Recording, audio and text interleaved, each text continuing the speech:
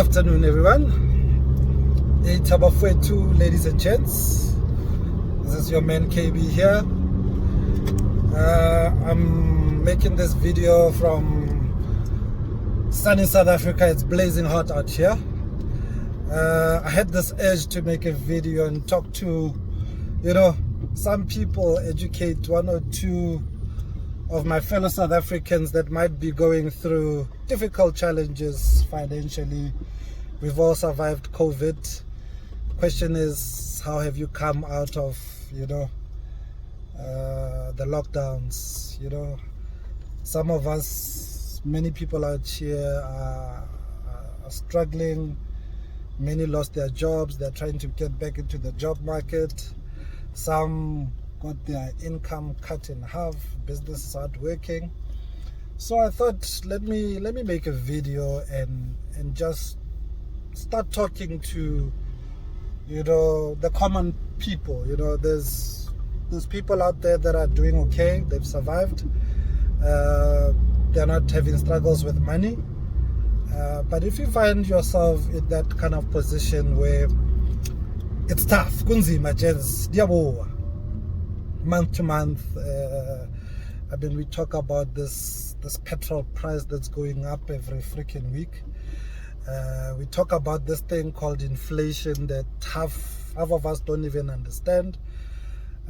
So I just wanted to talk to the everyday guy and share some information, share some ways of equipping yourself with knowledge, because the most important thing that I've learned in the past couple of years is to extend your capacity to learn, to do something different.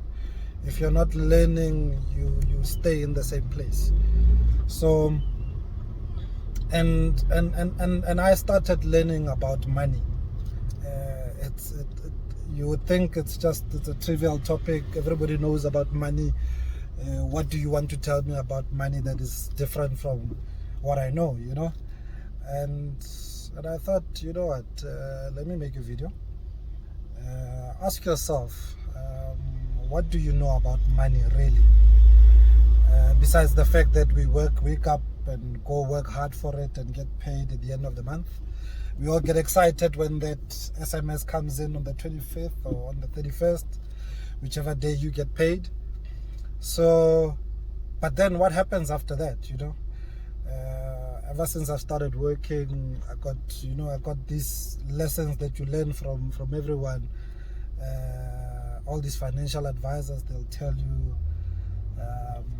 save 10%, 15% of your income, invest your money. But nobody ever really tells you or educates or equips you with knowledge of where to go, what to do, yes, you cannot tell a person that this is the right investment, this is what you're supposed to be putting your money on. Yes, you could, but if they were to lose their money, they'll come back and blame you, what I'm saying? But if you learned about money, you would find investments very important. In fact, you will want to invest every little dime you have because you know what money is. So I don't want to dive too deep into what money is, but I just want to touch the surface,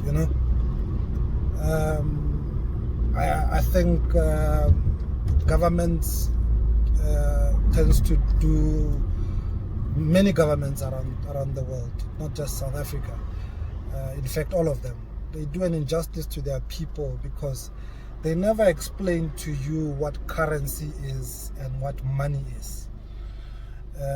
All we know is it's money is that unit of exchange, that I've got 50 rands, I can go to Pick and Pay or ShopRite and buy a loaf of bread and 1 liter of milk, you know what I'm saying? But nobody tells you how money gets generated, how it gets made, and what the 10 rands, 20 rand, 50 rands in your pocket really means. It could be dollars in another country, you know what I'm saying? It could be $5, $10, $100, depending what your country uses as a currency. So, but they all behave the same. All these currencies, they behave the same. So ever since I started working, I always thought for me to make money, or for me to live well, I need to make more money. And that's not entirely false. You know, that statement it is true. You need to make more. But in my understanding, making more meant I need to work harder. I need to ensure that I'm all over the place and making as much money as possible.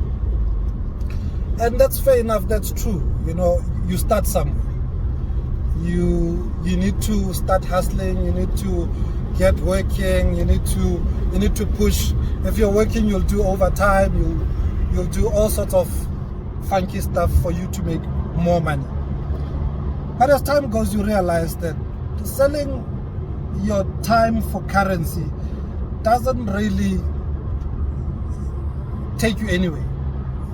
If you don't understand what I'm saying, you will always be in a situation where you need to make more. And as time progresses, your ability to make money starts lowering, it starts going down, because you grow up. When you grow up, at some stage you were single, you could work as hard as possible, you know. As 5-10 years later, you're married, you've got kids, and your ability to keep working as hard as you were when you were, say, 22, 23, it's different, because your time gets split. So if my time is split and now my ability to make money goes down, what else can I do? Look, there's ways where educate yourself. The more knowledge you have, chances are you'll get a promotion at work. But what it will mean, you'll go back to the same place, you work harder for your money. You will still go back into the rat race. You will still do the same thing. Yes, you might be in a different income bracket. But there's one thing that happens. As much as your income bracket goes up, there's one thing I actually want to say, which is the crux of this entire video, to be honest, is the more money you make from the efforts of your labor, the more life happens. And when I say the more life happens, is if you were to think every 5 years, your salary has went up, say by, let's say, 200,000. Your gross has gone up by 200,000 over the past 5 years. But funny enough, the things that you could afford 5 years ago, you do not afford anymore. And what do I mean by that? If you were to look at what you used to fill up your vehicle with, I mean, when I bought my car, I was joking with a friend, I used to pour like 300 rands for a full tank. And fast forward 10 years later, it's costing me over $1,000 to fill up the same car. Now the commodity of petrol hasn't changed. Petrol is still petrol, my car is still my car. But the currency that I buy that petrol with has deflated. Nothing else has changed, the currency has deflated. When you go into your local shopping center and you go buy a loaf of bread, you used to buy a loaf of bread for, say, 5 rands. How much is a loaf of bread now? A loaf of bread can cost you anything between 12 rand to 20 rands, you know. It shows you that money gets eroded. The 20 rands in your pocket is still the 20 rands in your pocket, but it buys you less as time goes. And this is what we need to understand. This is something that we need to grasp. And once you understand that the money in your pocket is going to deflate, then you need to learn the secrets of the wise, the secrets of the people that have been there before you, those that are doing well. Now, the secret of those that have figured the system out, you know, I don't want to talk about the 1% because it doesn't take you to be part of the 1% to understand the theory of this. Those that understand this know that you can earn 10,000 rands for the next 5 years. For as long as you are not buying assets with the 10,000 rands, your income will be eroded. So let me put it this way. What do you do? What assets do you buy to help you survive? Traditionally, you know, most people will say, the sooner you start working, buy property. You know, and buy property. Why do I need to buy property? Because property goes up in price. Property goes up in price. How? Property doesn't really go up in price. Your currency gets deflated, and in turn, what it does is it influences the price that you bought your property at to now rise up. Because if you bought your house for 250,000 rands 5 years ago, most likely in today's world you could sell that property for, let's say 350,000. You are selling that property for 350,000 rands. You're almost making 100,000 rand profit. Well, let's say you are making 100,000 rand profit. That 100,000, it doesn't necessarily mean that you have. So, ladies and gents, I'm doing a take 2 on the previous video. My video got cut. I think my phone overheated. So I was still explaining how you buy assets, like you buy a property for 250,000. 5 years later, you sell it for 350. You've made 100,000 profit. That 100,000 rand profit, all it is your inflation hedge, if I may put it that way, because you will find that everything else 5 years later is more expensive. Even that same house that you lived in is no longer 250,000, is over 350,000 as you sold it for. So here's the trick, guys. We need to start investing in inflation hedge assets, and property is one. But the challenge with property in today's world is property is difficult to liquidate. I mean, you can't sell your house overnight, you know. There's a process to it. You need to advertise, you need to probably refurbish it, you know, to attract the right customer at the right price. So it is an asset, but for you to turn it into cash doesn't happen overnight. So what can we look at as a better alternative? You need more liquid assets, right? So some people, so I'm going to take you through a journey of trading, but I don't want to say trading, it's investment in this case. Some people trade currencies, right? Where you live in South Africa, your currency is denominated to the rand, but you could buy currencies like the US dollar. The US dollar in this case would be more easy to liquidate. Say you bought a dollar at 13 rands in the past, and today you can sell that dollar for, say, 16 rand 50, for argument's sake. So you've made a certain percentage profit margin on the dollar that you bought at 13 to the dollar that you're selling at 16.50. And it's much quicker to sell that type of asset, right? I'm calling it an asset in this case because it's an investment vehicle, right? But the right type of investment vehicle, or the one that I really want to address with you, is this this asset class, this new asset class that has it has a very bad reputation, or a controversial reputation, if I may call it that. I want to talk to you about digital assets. I want to talk to you about cryptocurrencies, right? These are the assets, the liquid assets that I want to talk to you about. This is the investment class that the smart people, the elites,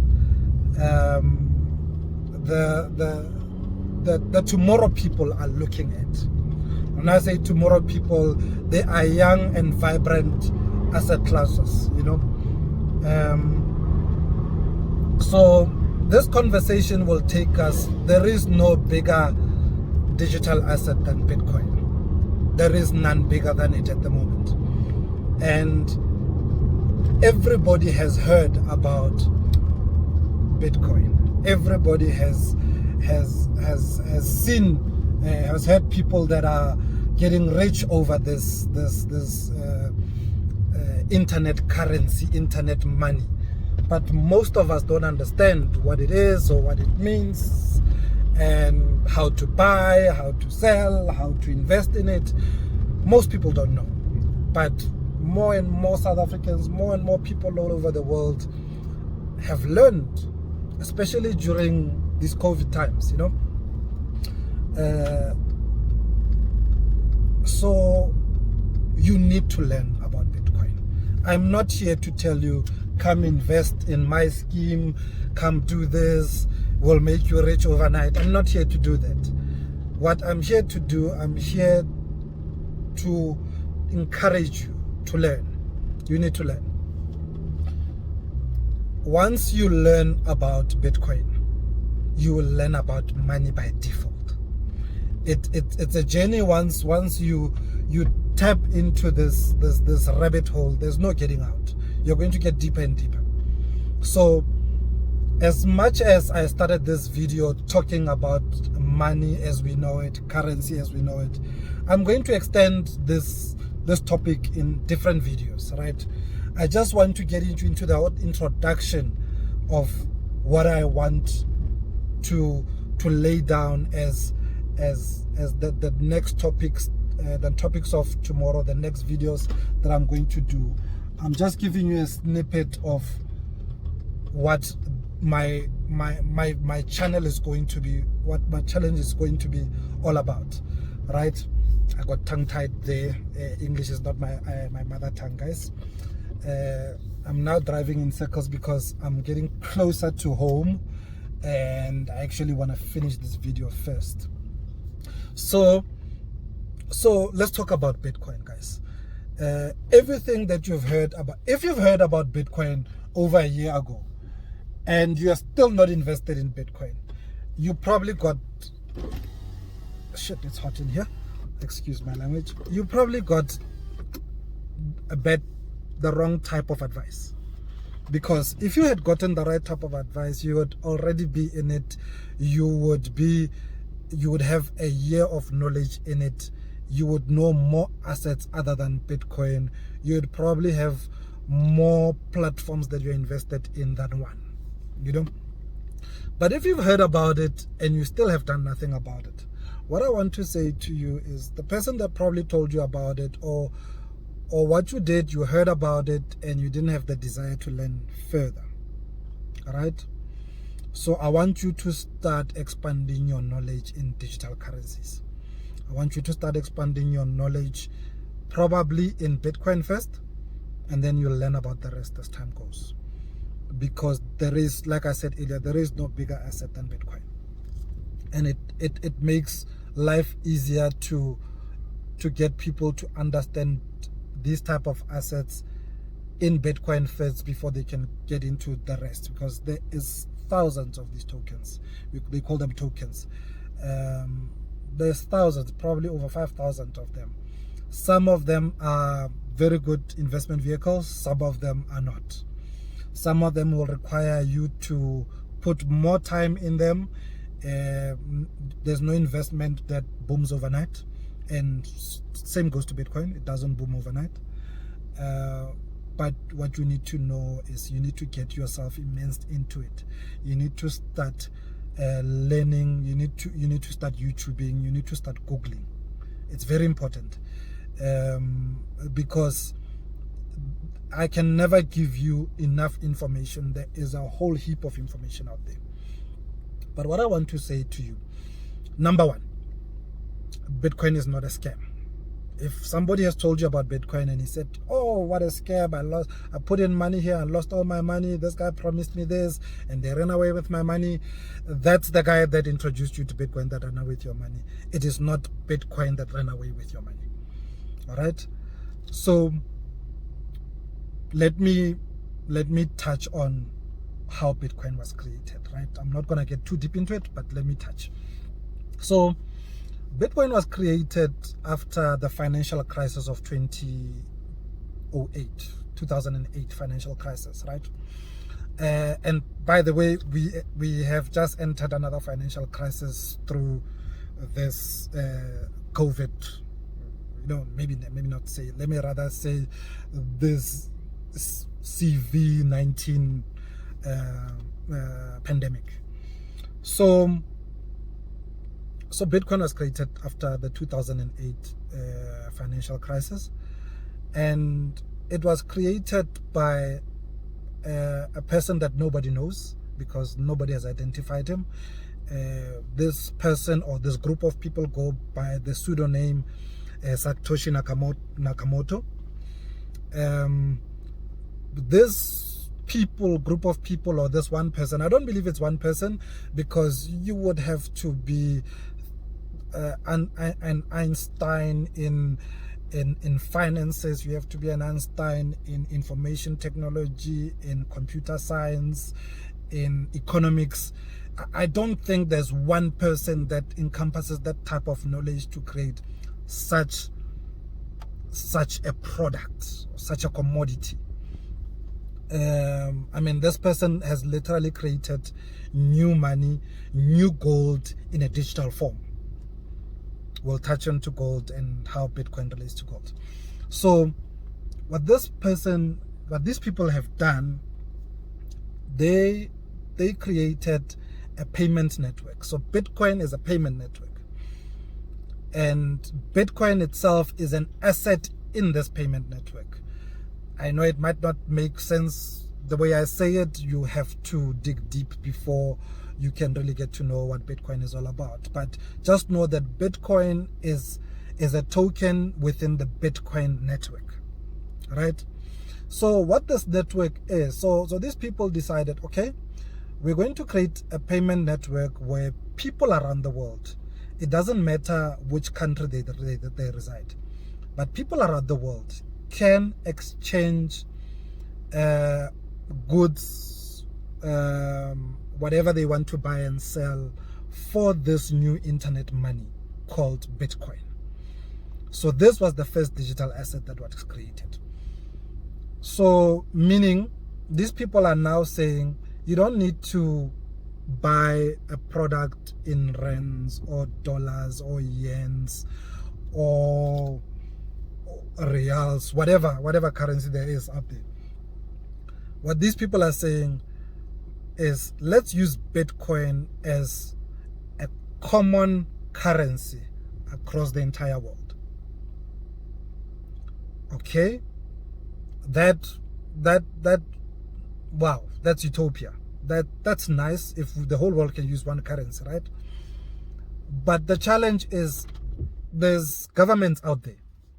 There's governments that are not necessarily going to be happy hearing that their citizens want to circumvent the rules of the country, the laws of the country. They want to use this new currency that somebody created instead of using the currency of the land.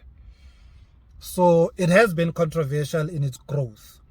And when it began, all these governments, all these people in finance, all the smart people never really believed that it can grow to the lengths or to the sizes that it has grown to. You know, everybody thought that this is something that will die out in the next 2-3 years, you know, but it never did. So Bitcoin got created, and Satoshi Nakamoto on the Bitcoin network decided the monetary policy of this network will be, we will create 21 million Bitcoins. There can never be more of these tokens, meaning money, the Bitcoin network cannot be inflated by creating more money, by creating more Bitcoin. So your currency from your country can be deflated because your country is going to create more of that currency. So a government is going to decide, like the government of the US has done through this pandemic. They've created trillions of new dollars. They have saved a whole heap of companies, a whole heap of individuals not to go down when this pandemic hit. So that creation of new money, new currency, it deflates the current circulating supply. So when there is a limited supply of something, that product or that commodity tends to go up in price. But if that commodity or that product is in gang supply, if we are not short of that product, chances are that product will be cheaper in price because there's too much of it in the market. And this is just simple economics, you know, the demand and supply economics. So there's 21 million Bitcoins. Bitcoin gets created, and I'm using this term loosely, by a process of mining. So just like there's gold underneath the earth. So we don't know how much gold exists under the earth, but we know there's gold. What makes gold rare is it is difficult to get to the gold. It costs lots of money to get to the gold. But once gold has been mined and has been turned into whatever jewelry, whatever products we turn gold into, gold tends to have a certain value. Even the gold that the bars that they are holding in this government mints or in the reserve bank, they have a certain value. So an ounce of gold costs a certain amount of dollars, right? But what keeps the gold high in price is it has limited supply and it has intrinsic value, right? So think of Bitcoin as gold. Bitcoin has a limited supply. It's difficult to get to, meaning there's miners out there that have to put up rigs and rigs of ASIC miners. I mean, these are literally machines, computers, that mine Bitcoin. So the mining of Bitcoin takes place when these computers solve a mathematical equation, right? When you solve the equation, you get the price, you get paid in Bitcoin, right? And the reward that you get in Bitcoin, I mean, this is part of the monetary policy of Bitcoin when it was created, that Satoshi decided that the Bitcoin that miners receive is going to halve every 4 years. You are going to receive half the reward every 4 years. So once we hit the Bitcoin halving, the block or the date of the Bitcoin halving, the Bitcoin this year we used to get for every computation mathematical equation that we solve, let's say we used to get 50 Bitcoin. In the next 4 years, when we reach the halving, the reward is going to be cut in half. After 4 years now, the reward for the same computing power will mean I'm getting out 25 Bitcoins. And 4 years later, it will now turn into 12.5 Bitcoins. So every 4 years, the reward gets cut in half. As the reward gets cut in half, the computational power in the difficulty of the mining increases, meaning you might need more computational power to beat the guys that invested money in these big mining farms. I mean, probably 10 years from now, it will be those guys that are making more money than the common guy that has 5 ASIC miners in his basement that's trying to mine Bitcoin. So now we've gotten past the policy. I'm just giving you a short snippet of the monetary policy of Bitcoin. So now we know that there's only 21 million Bitcoin. For Bitcoin to be part of the circulating supply, it needs to be mined. So there's people that are competing out there for this mathematical equation and putting lots of computational power, which uses so much electricity, and that's another topic, to get the Bitcoin rewards.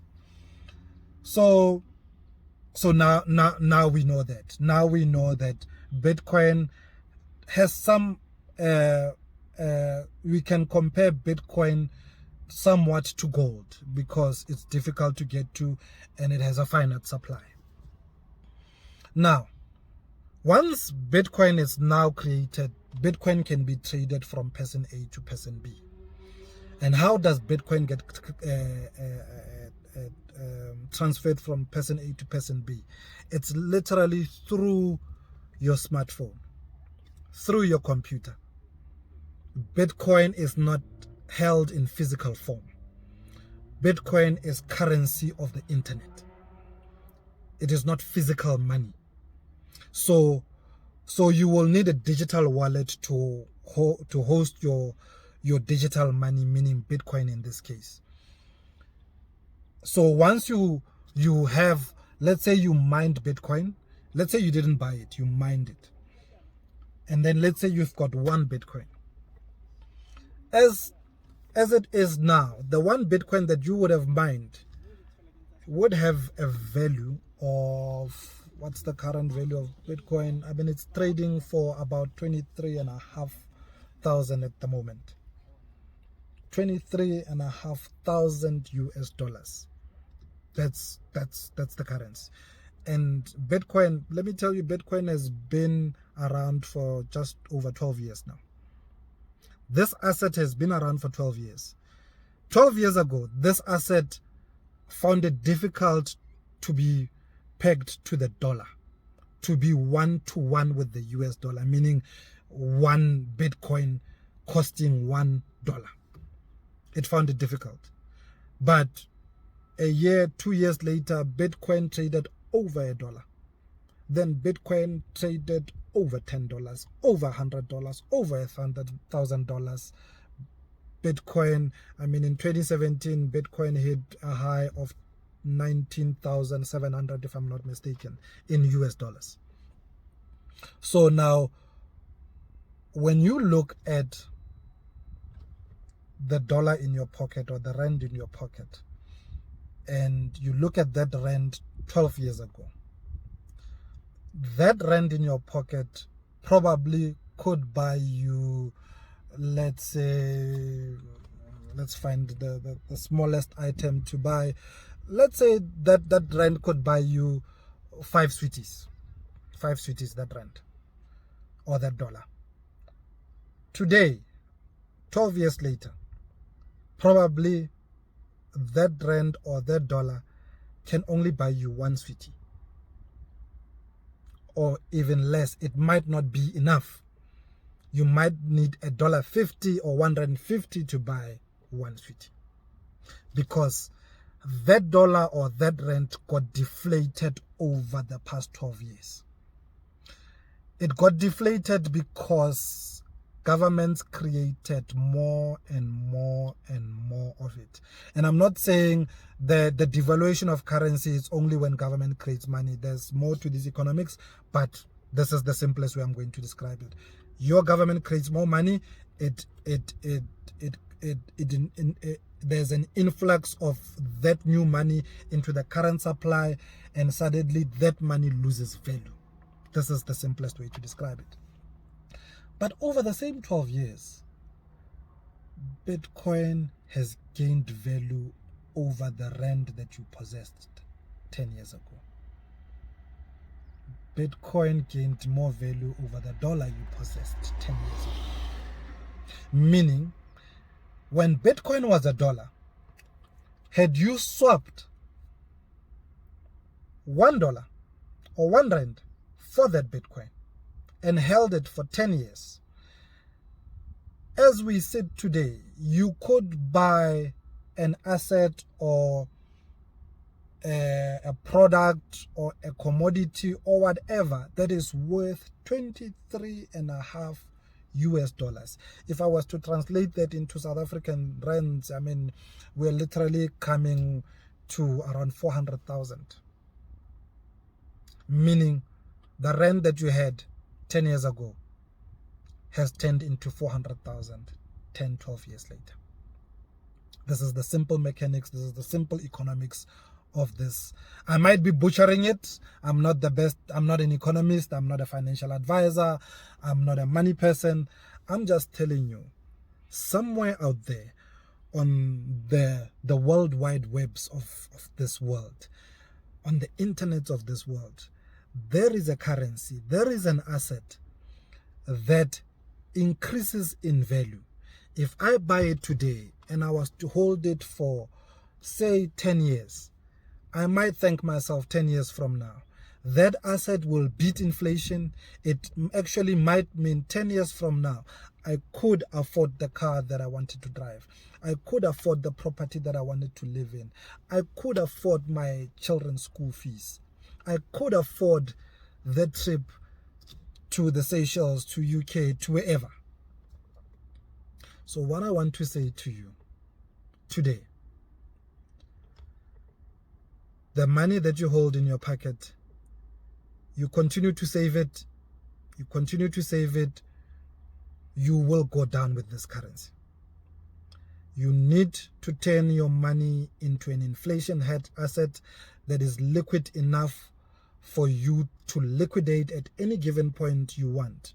If I wanted to sell my Bitcoin, I could literally take my smartphone today and say, oh, I had an accident, somebody bumped into my car, I need to go replace my bumper.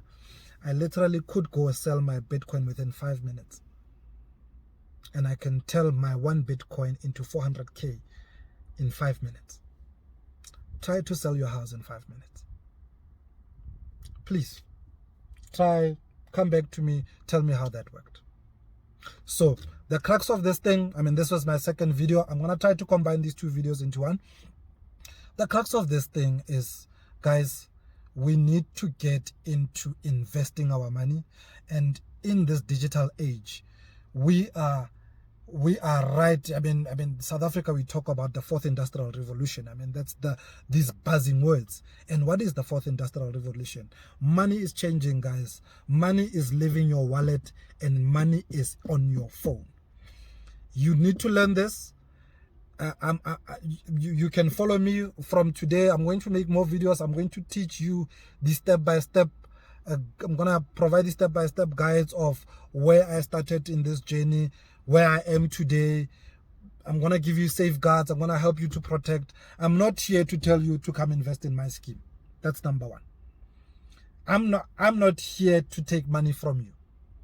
I'm here to teach you how to survive.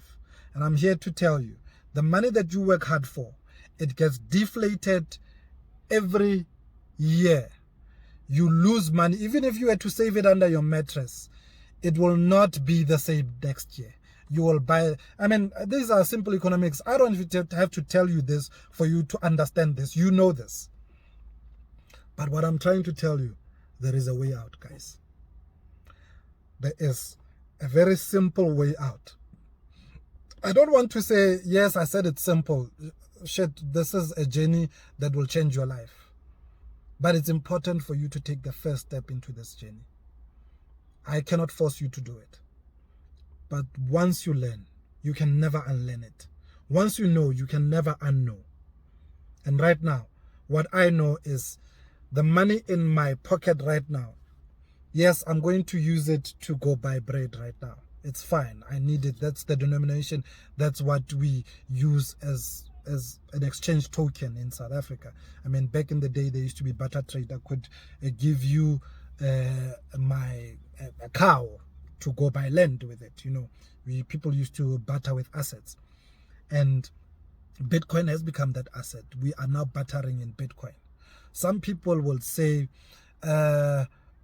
smarter people will say, no, I don't want to hold Bitcoin, I'd rather hold Ethereum. And I can take my Bitcoin and transfer it into your wallet as Ethereums. That's the currency that maybe you want to hold. As time goes, you will learn that maybe I don't want to hold Ethereum or Bitcoin. I'd rather hold XRP. And I'm going to get into XRP as an exchange token. My channel is going to take quite a different turn. But what I'm saying to you is there's multiple assets out there, digital assets out there. The first one I want to teach you about is Bitcoin, because it will help you understand money better.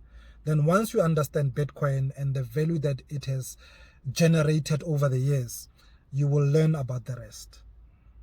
And you will learn how to make money. I will teach you what to do, how to start to invest. I'll try to do a step-by-step guide. But most importantly, eventually, you will learn how to trade. The most important thing is to learn how to buy. Once you've bought one, the journey begins. And I would encourage you to buy one. Yes, maybe let me clarify this. Not everybody has 400,000 to buy Bitcoin or $23.5 to buy Bitcoin. But part of the Bitcoin monetary system, that monetary policy is Bitcoin can be divided into what they call satoshis. So you need how many? Shit, I'll go and confirm that. I forgot. But just like you have 10 cents or cents in your wallet, those 10 cents make 1 rand. Or 10 cents could make $1. Those satoshis, however many satoshis, make 1 Bitcoin, right?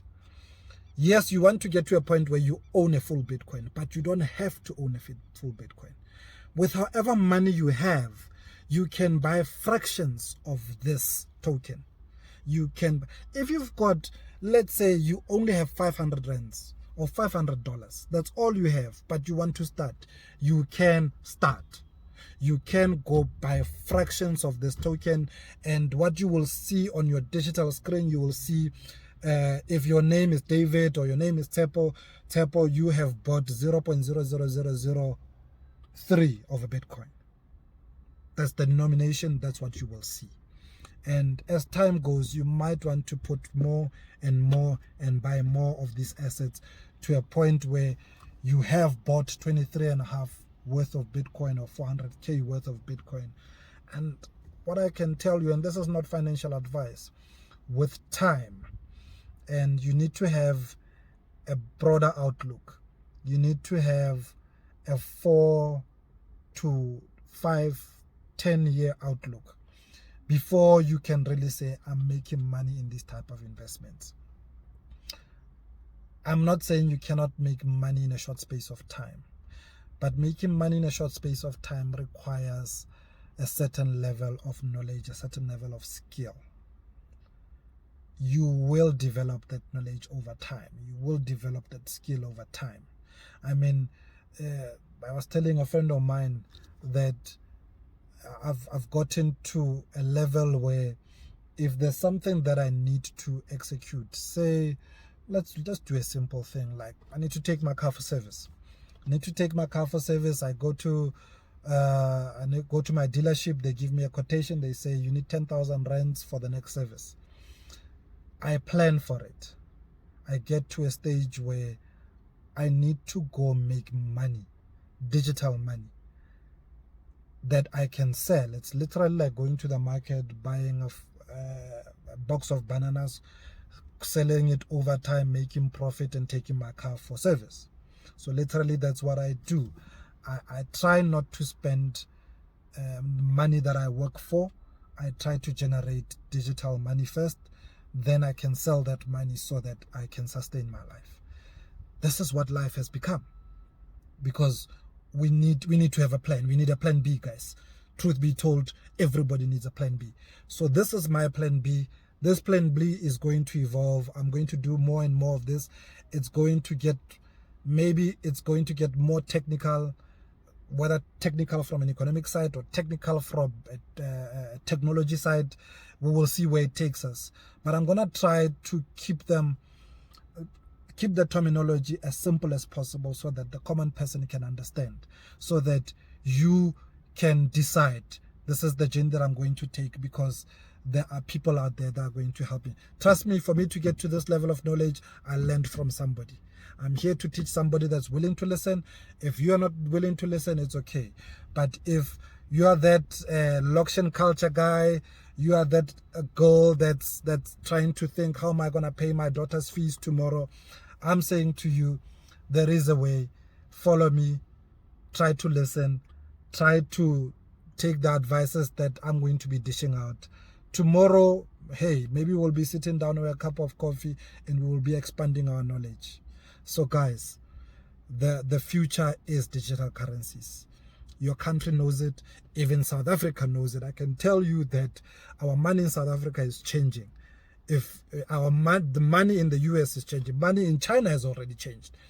And I'm going to get deeper into these things. It's a long rabbit hole. It gets darker, guys, but I'm gonna try to make it lighter so that you get to understand where money is going and what you need to do to survive in the digital age, in the fourth industrial revolution times. So I'm here. It's KB again. I'm doing this thing from the dusty streets of South Africa. Follow me. Click the like button, click the follow button. Don't unfollow. If you followed once, don't unfollow.